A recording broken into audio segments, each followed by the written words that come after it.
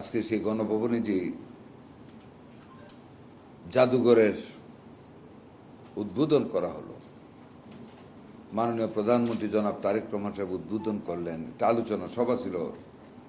সেখানে একজন শহীদের মা, তার 16 বছর বয়সের একটা সন্তান যে শহীদ হয়েছে, তার মা বাবার কাছ থেকে বিদায় নিতে গিয়ে মা বাবার নিষেধ শোনার পরে নিজের রুমে দরজা বন্ধ করে লেখা যে চিঠিটা 8-9 লাইনের, সেই চিঠিটা পড়লে কারো চোখের পানি থেমে থাকবে না।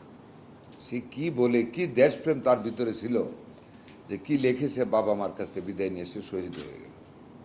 এবং তার মা আকুতি জানিয়েছে মাননীয় প্রধানমন্ত্রীর কাছে এই চিঠিটা পাঠ্যপুস্তকে আনার জন্য।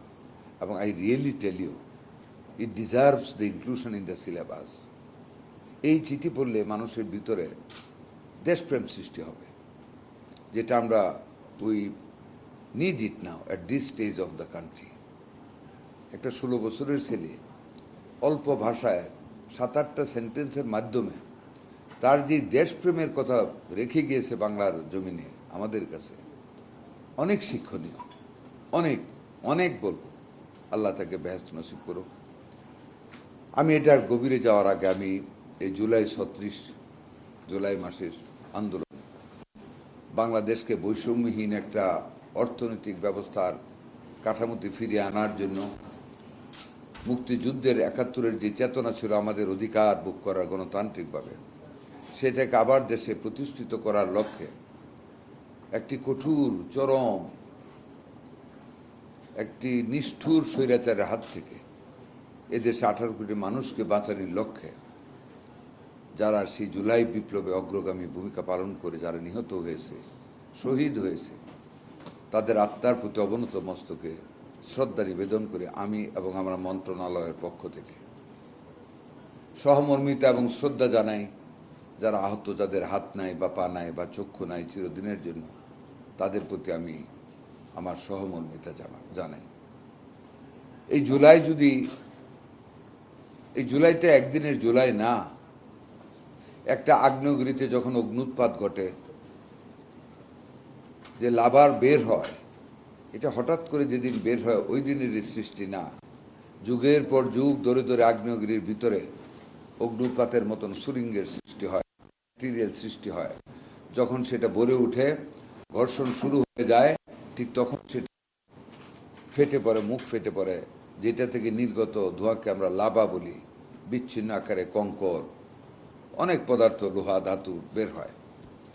সেই আগ্নেয়গিরির মতন 2009-এর পর থেকে এই ফ্যাসিস্ট সরকার যে জুলুম, যে নির্যাতন মানুষের উপর করেছে, গুম, খুন, হত্যা, রাহাজানি, সম্পদ লুট, এদেশে টাকা পাচার করা, অলিগার্ক সৃষ্টি করা।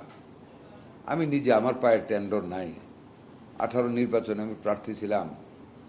ইলেকশনের 26 তারিখ বিকালে হঠাৎ করে 150 পুলিশ বাড়ি ঘিরে ফেলল।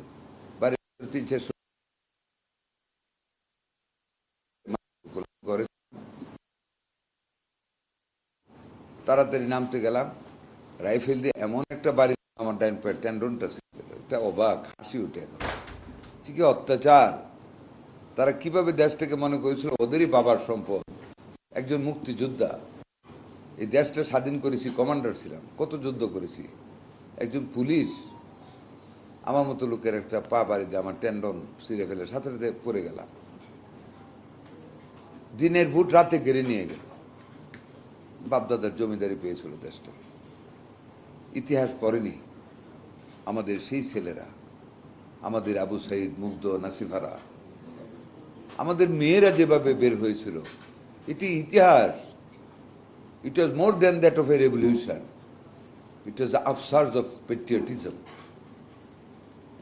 belongingness to patriotism, feelings, very deep feelings for the nation, যেটা শো করেছে সেই জুলাই বিপ্লবের মাধ্যমে।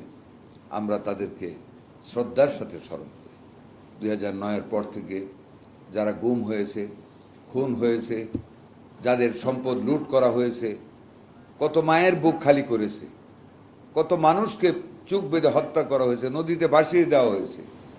আজকেও কমিশনার জহিরের খবর নেই, খবর নেই ইলিয়াস আলীদের। তারা এভাবে নির্ঘুম অত্যাচার করে গিয়েছে আমাদের উপর। তার অবসান ঘটিয়েছে জুলাই বিপ্লব। সেই তখন থেকে দানাবাঁধা ক্ষোভ, বাংলাদেশের মানুষ আস্তে আস্তে ফুঁসে উঠেছে অগ্নিগিরির অগ্নুৎপাতের মতন।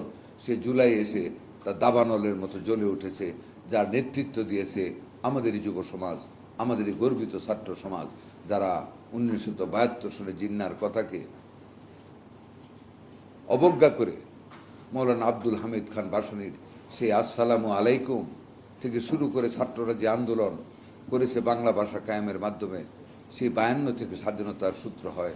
সেই 52-র চেতনা, 61-এর আন্দোলন, 69-এর গণ অভ্যুত্থান, 71-এর মুক্তিযুদ্ধ, 90-এর স্বৈরাচার বিরোধী আন্দোলন, তার সব কিছুরই প্রতিফল একত্রিত হয়ে 2004 হয়েছে জুলাই 24। সেই বিপ্লব, সেই দানাবাঁধা খুব সব কিছুকে অবসান ঘটিয়ে যে বিজয় ছিনিয়ে এনেছে আমাদের ছাত্র যুবকেরা, ছাত্র জনতা, বাংলাদেশের নারী পুরুষেরা, এটা অক্ষয় হয়ে থাকবে বাংলার বুকে, ক্ষয় হবে না কোনোদিন। তাদের প্রতি আমাদের পরম শ্রদ্ধা, তাদের প্রতি আমাদের আজীবন কৃতজ্ঞতা থাকবে। আমি যেই চিঠি আজকে শুনেছি, আমি মনে করি আমার 71-এ যে দেশপ্রেম ছিল তার চেয়ে অনেক অনেক অনেক বেশি ছিল দেশপ্রেম এই কিশোরের মধ্যে। তার বয়স 16, তার মা বলেছে। বাট রিয়েলি হয়তো এটা পত্রিকায় কালকে এসে যাবে, আপনারা পড়বেন, চোখের পানি কেউ ধরে রাখতে পারবেন না। What was the feelings to the nation. এই স্বৈরাচার দেশ থেকে বিদায় হয়েছে, কিন্তু আপনারা শিক্ষিত সমাজ, এখনও কিন্তু স্বৈরাচারের দূষররা দেশে রয়েছে, নানাভাবে দেশটাকে আবার অস্থির করার জন্য ষড়যন্ত্র করতেছে। আপনাদের সবার নাক চোখ খোলা রাখতে হবে, আমাদের এদেরকে প্রতিহত করতে হবে। এরা বিদেশিদের এজেন্ট, বাংলাদেশের স্বাধীনতা সার্বভৌমত্বকে ধ্বংস করতে চায়। মনে রাখতে হবে, আমি আরেকদিন বলেছি, 71 একটি মহান সৃষ্টির মাস, যে মাস আমাদেরকে দিয়েছে বাংলাদেশ, যে দেশ আমরা পরিচয় দিয়ে সারা বিশ্বে ছড়িয়ে পড়েছি, যেই দেশটি হওয়ার কারণে আজকে এতগুলি বাঙালি বিভিন্ন উচ্চ পদমর্যাদায় এখানে বসার সক্ষমতা পেয়েছেন, আর না কোনোদিনও পাইতেন না।